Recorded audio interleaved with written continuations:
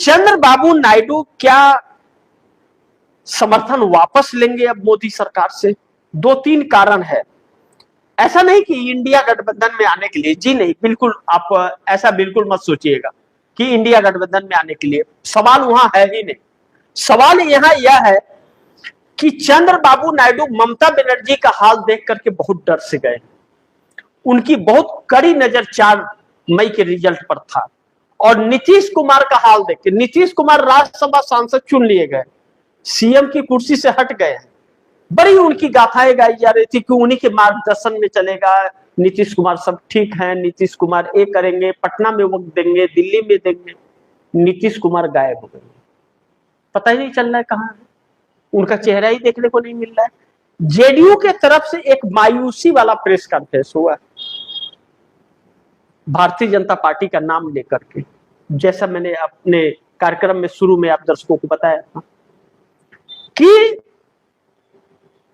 बिहार के वोटरों को संबोधित किया। अब सोच रहे हैं कि इनके वोटर न गायब हो जाए, और जो जिन मुस्लिमों को हाशिए पे रखने की कोशिश की जा रही थी और वोट लिया जाए, तो उन मुस्लिमों को संबोधित करके कहा गया कि भारतीय जनता पार्टी से डरने की जरूरत नहीं है, जेडीयू किसी तरह का कोई समझौता नहीं करेगी। मुख्यमंत्री भले भाजपा का है लेकिन सरकार नीतीश ही चला रहे। नीतीश है का, नीतीश को निपटाया जा रहा है और पार्टी पर कब्जे की तैयारी की जा रही है, क्योंकि भारतीय जनता पार्टी को मात्र 6 से 7 विधायकों की जरूरत है और उसके बाद नीतीश की कोई जरूरत नहीं है। सांसद वैसे टूटे, लल्ला सिंह और संजय झा गोद में बैठे हुए। ऐसे में चंद्रबाबू नायडू देख रहे हैं कि नीतीश कुमार कैसे निपट रहे हैं। ममता बनर्जी गैर एनडीए गठबंधन सरकार थी, इंडिया गठबंधन की हिस्सा थी, तेज तर्रार और ताकतवर भी थी, पूरा प्रशासन उनके हाथ में, सिस्टम उनके हाथ में पश्चिम बंगाल का था। सबको नजरअंदाज करके, सबको हटा के सीआरपीएफ का जवान उतार करके और केंद्र के ऑब्जर्वर्स को उतार करके चुनाव करा करके और काउंटिंग कर दिया गया, मशीन बदल करके। ऐसे में जब ममता बनर्जी को हटाया जा सकता है तो चंद्रबाबू नायडू को क्यों नहीं हटाया जा सकता? यानी कि चंद्रबाबू नायडू इस सरकार के साथ रहे तो बहुत बड़े संकट में वो पड़ेंगे, यानी कि अपनी पार्टी के अस्तित्व को वो खो बैठेंगे। इंडिया गठबंधन चंद्रबाबू नायडू के चक्कर में बिल्कुल नहीं है कि आप आइए, ना अब पूछने वाला भी नहीं है, ना नीतीश को और ना तो इनको। इंडिया गठबंधन तो अब सड़क की लड़ाई लड़ने जा रहा है, इन लोगों के काले चिट्ठे खोलने जा रहा है। इन लोगों की किए की सजा देश की जनता देगी आने वाले वक्त में। जिस दिन fair and fair, free and fair election हो गया, उस दिन इन लोगों का वजूद खत्म हो जाएगा। यह चंद्रबाबू नायडू अब समझ गए। चंद्रबाबू नायडू समझ गए कि अगर हम साथ रहे तो आंध्र प्रदेश की जनता हमको दौड़ा लेगी। इंडिया गठबंधन जिस तरह से सड़कों पर आने का प्लान बना रहा है, क्योंकि चंद्रबाबू नायडू को ऊपर भी 17 लाख वोट चोरी का आरोप लगा है और वित्त मंत्री, मोदी सरकार में वित्त मंत्री निर्मला सीतारमण के पति परकला प्रभाकर ने यह आरोप लगाया है कि 17 लाख फर्जी वोटों से चंद्रबाबू नायडू चुनाव जीते। सोचिए कितना बड़ा आरोप है। कोई और नहीं, मोदी सरकार के कैबिनेट मंत्री और वित्त मंत्री निर्मला सीतारमण के पति परकला प्रभाकर यह आरोप खुलेआम लगा दिए कैमरे पर। ऐसे में चंद्रबाबू नायडू को डर तो लगेगा कि भैया इनका जिस तरह से काला चिट्ठा खुल रहा है, सुप्रीम कोर्ट में यह मैनेज कर लेंगे, सुनवाई नहीं करेगा, टाल मटोल करते रहेगा, 4 साल दौड़ा देगा, तब तक 29 में चुनाव हो जाएगा, तब तक बंगाल में सरकार भी बन जाएगी।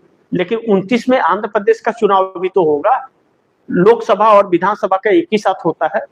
अगर मोदी ने बंगाल वाले नजर आंध्र प्रदेश में अगर डाल दिया तो चंद्रबाबू नायडू का क्या होगा? तब तो चंद्रबाबू नायडू नवीन पटनायक जैसे हो जाएंगे। उड़ीसा में नवीन पटनायक के साथ मिलकर के सरकार में थे और एक झटके में उन्हीं लोगों को अपने तरफ ईडी सीबीआई का खौफ दिखा करके साथ ले लिया और नवीन पटनायक को निपटा दिया पूरी तरह से। तो चंद्रबाबू नायडू को भी निपटा देंगे, क्या फर्क पड़ता है? इस बात का डर उन्हें है।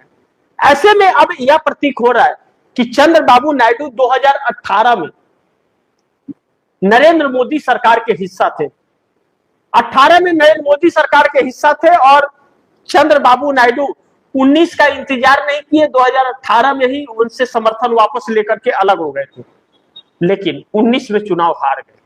क्योंकि बहुत देर हो गई थी, वह आंध्रा को समझा नहीं पाए। और इस बार अगर रहे तो इस बार पतन हो जाएगा, पार्टी पूरी तरह से समाप्त हो जाएगी। और भाजपा गिरगिट की तरह रंग बदलती है, इनको छोड़ करके वाईएस जगनमोहन रेड्डी को और वाईएस जगनमोहन रेड्डी को छोड़ के नायडू को, चाल बदलते रहती, कभी उनके साथ कभी उनके साथ, और दो ही पार्टियां हैं। अब ऐसे में चंद्रबाबू नायडू संकट में फंस गए कि क्या करे और क्या ना करे। इंडिया गठबंधन के अंदर ऑफर तो गए नहीं उस वक्त, और अब इंडिया गठबंधन पूछ नहीं रहा है।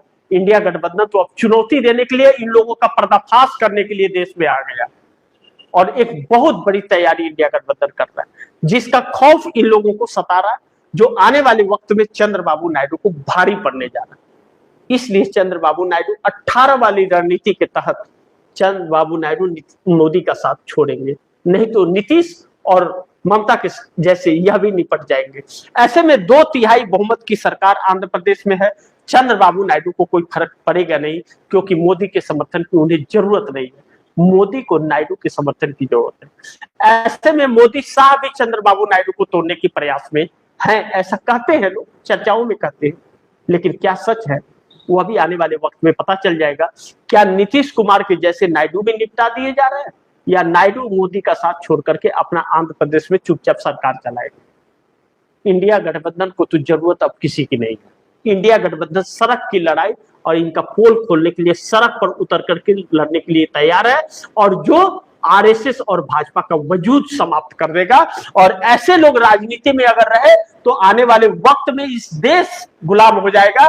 इस देश को गुलाम होने से बचाने के लिए, देश के लोकतंत्र और संविधान को बचाने के लिए आरएसएस और भाजपा का खत्म होना जरूरी है। ऐसे नफरती लोगों का जाना जरूरी है।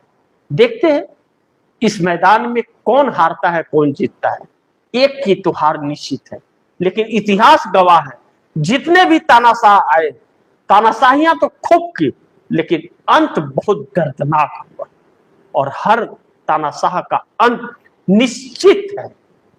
तो देखते हैं आगे क्या होता है। लेकिन ऐसे ही अगर चलता रहा, पश्चिम बंगाल ने एक ऐसा माहौल खड़ा कर दिया है कि मोदी 100% निपट जाएंगे अगर सक्सेस हो गया इंडिया गठबंधन तो।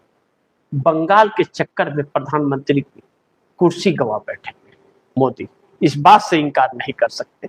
बाकी देखते हैं आगे क्या होता है। जो भी होगा खबरें आप दर्शकों तक लाता रहूंगा। आप दर्शकों की क्या राय है, आप दर्शकों क्या सुझाव है, कमेंट बॉक्स में जरूर दीजिएगा। इस खबर को ज्यादा से ज्यादा शेयर कीजिएगा, अपने दोस्तों को भी कहिएगा आगे शेयर करें। और आपने टीवी इंडिया न्यूज 24 को सब्सक्राइब नहीं किया, सब्सक्राइब कर लीजिएगा, अपने दोस्तों को भी कहिएगा सब्सक्राइब करें। मिलते हैं अगली खबर के साथ, तब तक के लिए नमस्कार।